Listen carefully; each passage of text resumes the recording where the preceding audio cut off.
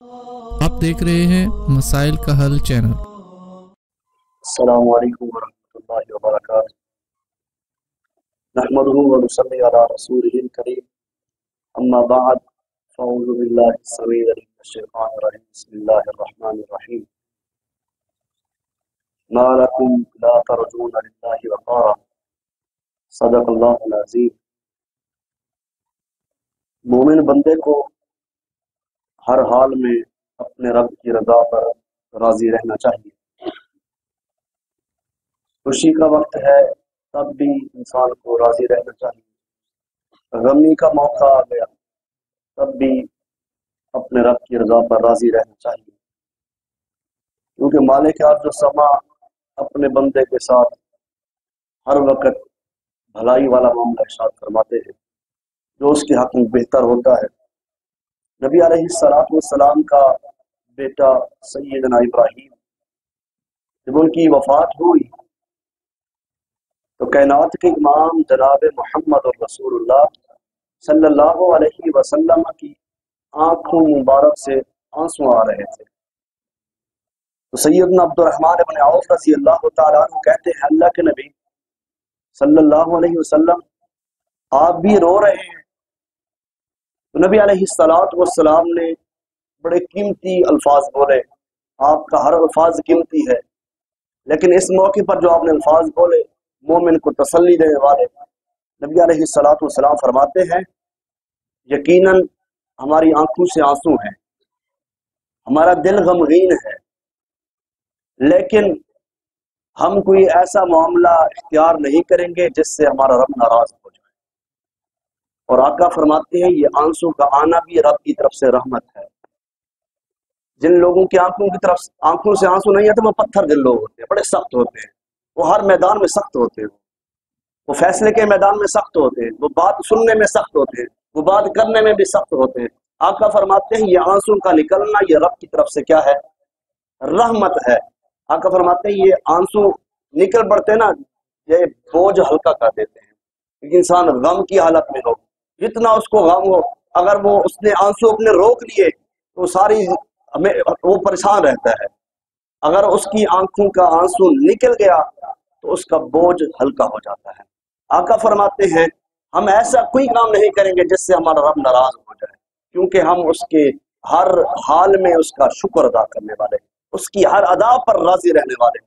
اس میں بھی حکمت ہے، اس میں بھی باقیوں کی نسلیں مرد بیٹے سے چلتی ہے نا، ہر بندے کی نسل کائنات کے رب نے نبی علیہ الصلوۃ والسلام کی نسل مبارک بیٹیوں سے چلا دی ہے، اس کے ہر کام میں حکمت ہے نا، کون ہے اس سے پوچھنے والا؟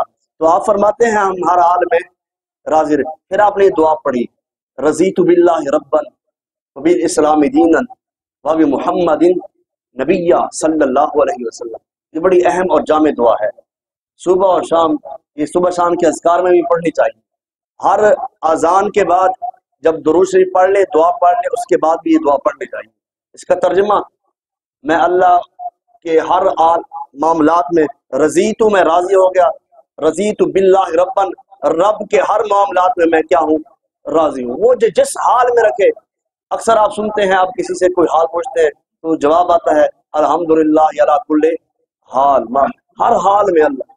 یہ بندہ اللہ کو بڑا ہی پسند ہے، جو بندہ کہتا ہے نا میں اللہ کے ہر حال میں اس کے معاملات میں کیا ہوں۔ اب خوشی بھی آتی ہے نا، کیا امیروں کو، جو بندہ امیر ہے، جو پیسے والا ہے، اس کو غمی نہیں آتی؟ کیا غریب ہے اس کو خوشی نہیں آتی؟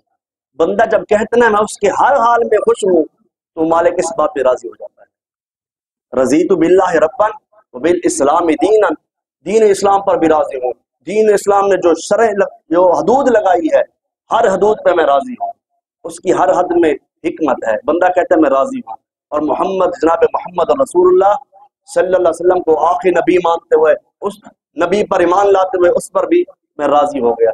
نبی مکرم فرماتے ہیں جو بندہ یہ دعا صبح شام 3 مرتبہ پڑھ لیتا ہے وہ بندہ ایمان کی مٹھاس حاصل کر لیتا ہے۔ پھر آقا فرماتے ہیں واجبت لہ الجنہ، اس بندے کے لیے اللہ جنت بھی واجب فرما دیتے ہیں۔ پھر تیسری حدیث نبی علیہ الصلوۃ والسلام فرماتے ہیں میں اس بندے کا ہاتھ پکڑ کے جنت میں لے کر جاؤں گا۔ سبحان اللہ بھی کہہ دو یار، ہیں کائنات کے سردار نبی، नबियों के नबी, नबियों के इमाम। आप फरमाते हैं मैं उस बंदे का हाथ पकड़ के जन्नत में लेकर जाऊंगा, जो रोकने वाला कौन होगा? जन्नत का दरवाजा जो खुलाएगा, जो सरदार नबी आका फरमाते हैं मैं लेकर जाऊंगा, तो हमें इस हदीस पर अमल करना चाहिए। अल्लाह की हर मामलात में बंदा कहते हैं अल्लाह ने यहाँ पर मेरे साथ ज्यादती की, यहाँ पर मेरे साथ ज्यादती की, ये बंदे को जचता ही नहीं है। ये उसी के शयान शान में है जैसे बंदे के लायक है। एक बहुत बड़े आलिम दीन मौलाना मोहम्मद बाकिर रहमहुल्लाह, सच्चा वाकया है, करीब तरीन का वाकया है, हमारे पाकिस्तान का ही है। बड़े आलिम दीन गुजरे हैं वो, तो अल्लाह रब्बुल इज्जत ने उनको बड़ा माल भी दिया था, दीन भी बड़ा अता किया था, और उन्होंने सारा माल अल्लाह की राह में खर्च कर दिया।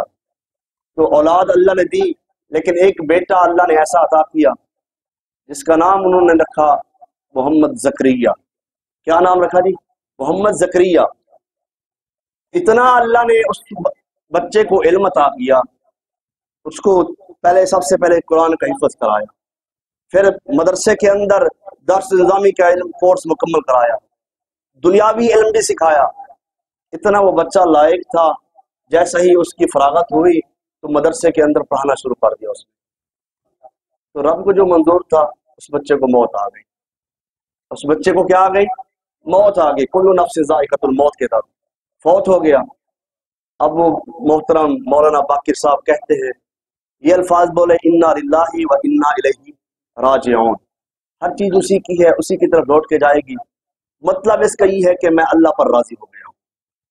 अब जब वो ये अल्फाज बोले उन्होंने, 27 साल का जवान बेटे की वफात आंखों से देखी, कहते हैं मेरा पूरा खानदान दुनिया से चला जाता, मुझे इतना दुख नहीं था जितना मुझे इस आलिम बच्चे की वफात पर दुख हुआ है।